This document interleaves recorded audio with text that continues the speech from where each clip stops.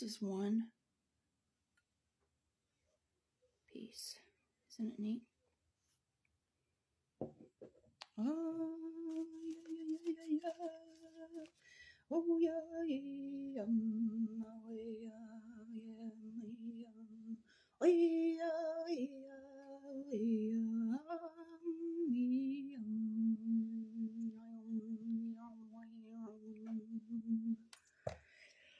Okay, guys, I'm back. Ooh, it's a nice day today.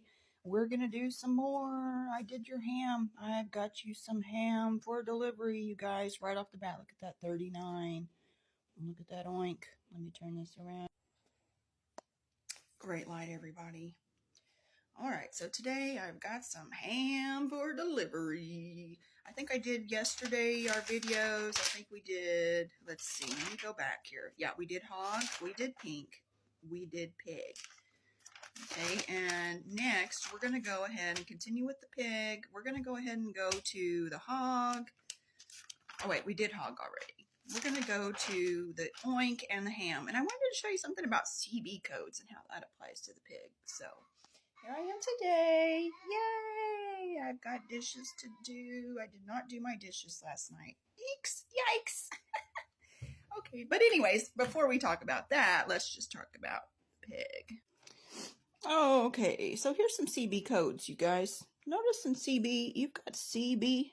See, they're telling you it's citizen span. And I don't really like the word citizen because it has to do with the ships, right?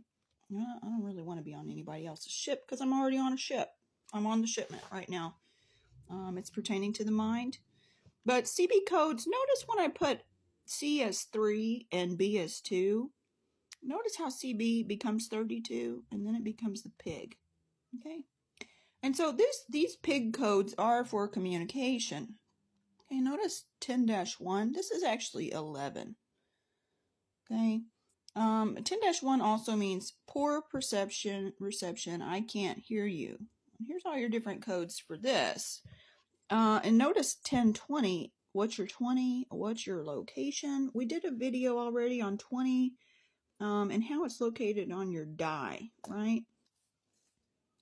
I did a breakdown here for Alice because I was getting into the pig codes and then I got carried over into the 11 for the rabbit ears, and I was pointing out how the quotations are actually 11-11, right? 11-11 are the quotations, and these are also called the rabbit ears for communication.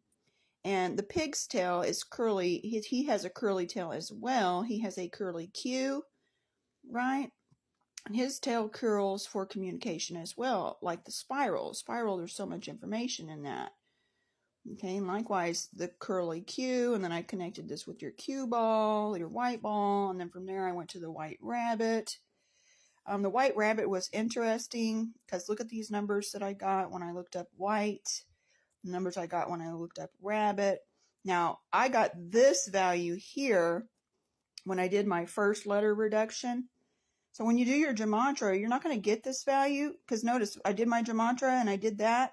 But when you take your letters, WHITE, and you take them from the first dimension, here, let me come over here. I'll write it real quick to show you what I'm talking about. Okay, so I broke out my cipher and I took my alphabet. I'm not doing the reverse alphabet. I mean, because that for a lot of people, you know, if you want to keep it simple, let's keep it simple, you guys. But I'm teaching you the simple and I'm teaching you all the codes. I've even done some breakdown over here with the Pythagorean and the Chaldean for your PC, your personal computer codes. This is a whole different system. But notice when I do all the codes breaks down, I get all these values here.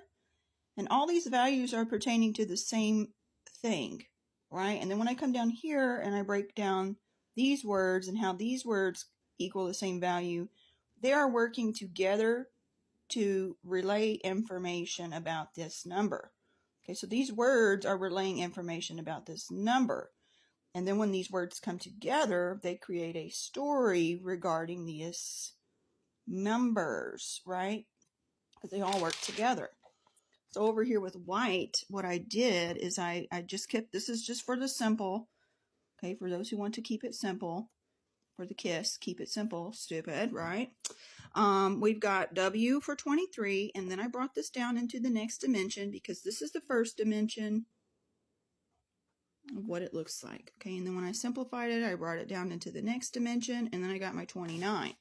So when I did my Gematria lookup for my Hebrew, English, and Simple, I did not get 29 here, but like I just showed you over here, I did get 29. And it's the same thing over here when I did the White Rabbit. I got these values for the White Rabbit and Hebrew, English, and Simple.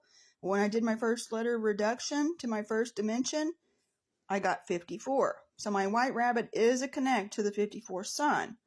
And the 54 sun is also connected to the ace. And I've broken this down over here too to show that fact. Sun in the first dimension equals 54. Then in the second dimension, when we bring it here, it ends up equaling, well, it's actually the third dimension because first you got to take 10 for the second dimension and then it goes to the first dimension. So sun passes 3 dimensions to become ace. Okay, and that's important to know because we literally have 3 dimensions here. We've got bronze, silver, gold. Okay, so there you go.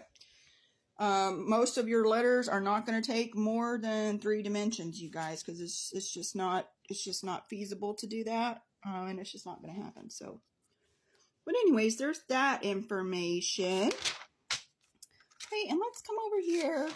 Let's come over here and do this one for this. I'll do, tune in for my next video because I'll do some more on the ham and the oink and that. But if you want to take a screenshot, feel free. Okay, there we go. There we go. Oh, look, here's some beans down there. Yeah, I did a little bit of letter flips up here just for fun. I do this kind of stuff just so I can play around. I flip-flop it all around. You know, somebody was talking about F, how it needed to be, how 7 needed to look like this, you know, the proper way. So I drew you some wings on here because these would be considered wings. And notice how this also becomes the plus sign.